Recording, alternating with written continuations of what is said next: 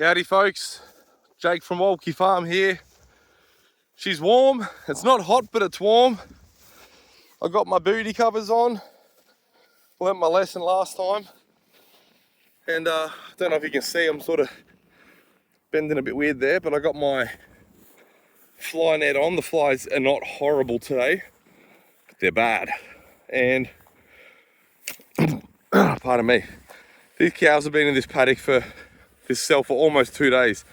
Yesterday was a absolute write-off, and I got up at 5 to go back to the butchery this morning, did sort of emergency chores around the farm and got out of here, not long been home.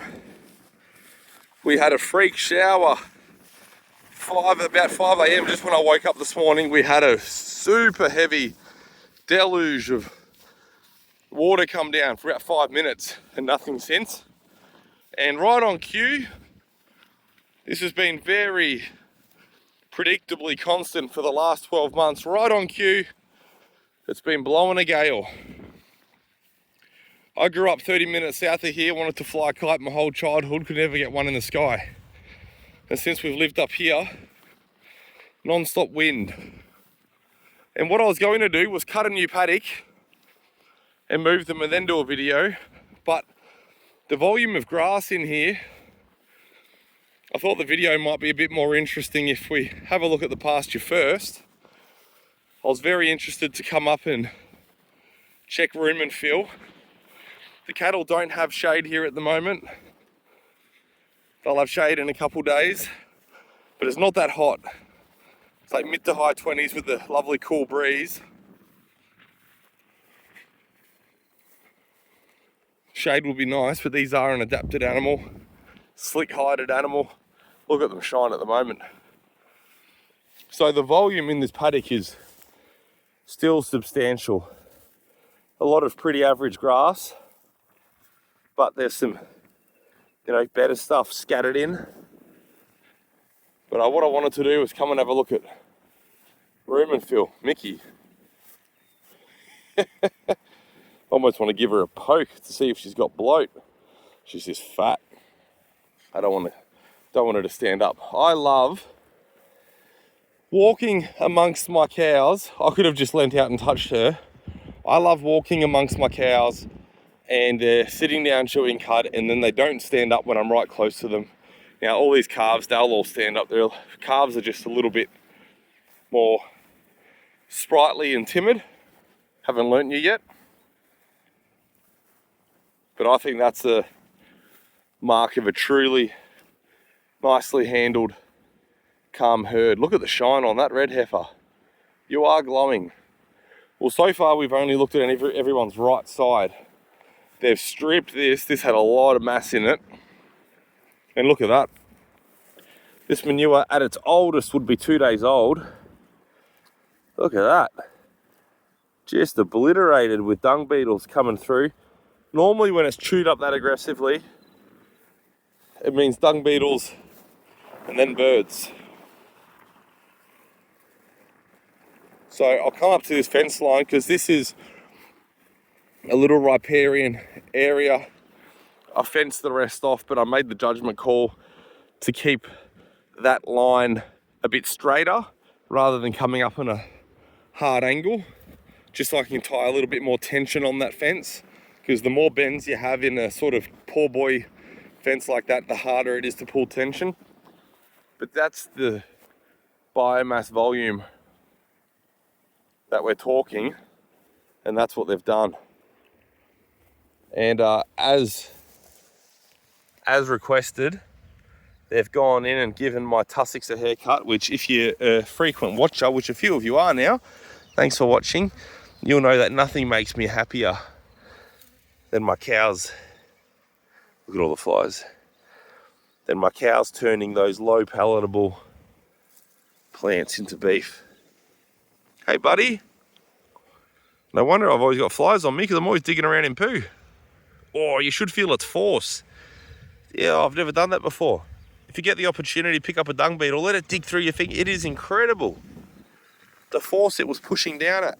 No wonder it burrows down so quickly. Look at this, the neighbours are probably watching me from their deck. thinking, what the hell is Jake doing? Taking photos of reeds and digging through cow poo. Look at this. Just unreal. And there's not, these weren't grazed beforehand, folks. Look at that. See that? And then look at it under the hot wire. Look at this. Can you see how much of it they've taken all this off? Look. Unbelievable. I know my filming sucks. Pardon me. Rightio, let's get around the left side of some of these cows. They're looking a little bit empty to me because it's definitely not a premium pasture. Hey, Minnie. Hey? You like your name, Minnie? Right side, right side, right side. Is anyone going to let me get on the left?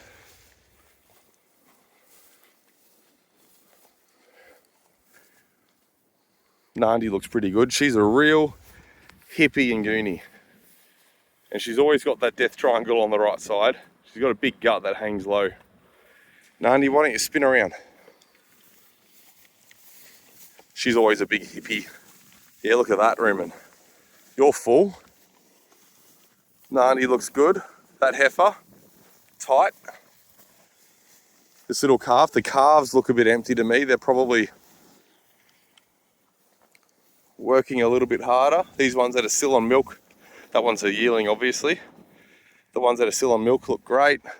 Fat, very fat, fattish. What's up, freeloaders? Look at the shine on Toxa. Now, she's stretched out like a bull. You don't look very feminine. That's why you haven't given me a calf yet. But you know why she looks so good? Because she's looking after herself and not a calf. That's why that last heifer was my favourite heifer. Always looked great. Put her all into herself and had a micro calf she wasn't interested in. Geez, that triggered everyone on YouTube. My Facebook followers, which are probably more agricultural or conscientious consumers that understands a little bit.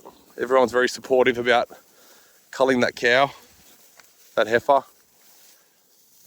YouTube, all the impression comments I got did not understand it. Did not like that at all. Everyone's having a big stretch. Sorry for getting you all up. I'm just doing a bit of a check. Yeah, these little ones here, they're a bit empty. But no issues. Princess, you're developing beautifully. She's really starting to fill out, look like a nice cow. She had a calf for 16 months unassisted. One of Nandi's daughters. She'll be 2 years old now. When's your birthday? June. Yeah, she was 2 in June. She'll be due soon. And there's Poppy. Mickey's calf with the little red ears that a viewer has named Poppy. Great name. Mickey, Minnie, and Poppy. Rightio. So I'm not going to push this paddock any harder. What we're going to do, I'm going to cut them out a new cell now. A lot better volume up there. I would have taken them out of here earlier as per my grazing plan, but I got busy in the butchery. I say it all the time, farming's the easy bit. You know, not yesterday, the day before we had the freezer breakdown, a cool room breakdown, and then the bandsaw blow up, then the API broke. Just chaos. You know, especially with pre-sold Christmas stock deliveries leaving Wednesday morning, which was this morning. More carcasses to process that we know what to do with. Got 7 bodies of beef coming in on Friday. Just pandemonium. And I looked out from the house yard, see they had water. The paddock looked like it had heaps of feed, and I thought, you'll keep to another day. And it does have a lot of biomass in it, but it's just not great palatable stuff. But that's all right. They've laid a bit down. There's a little bit of pick underneath that. You know, the next week we're meant to be getting sort of 15 mil. It's not going to do anything. Look at that, like there's clover there that's been absolutely cooked, dead. There's pick here and there. I don't think we'll find anything here because they would have sniffed it all out.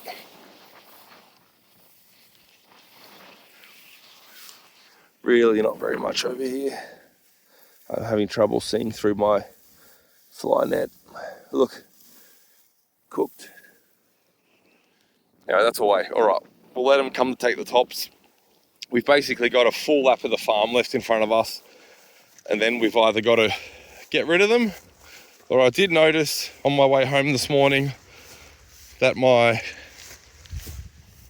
neighbour's neighbour, lovely gentleman who I've had a couple of dealings with, hasn't had animals on his farm, hasn't had livestock on his farm for months and months. A fair bit of feed over there.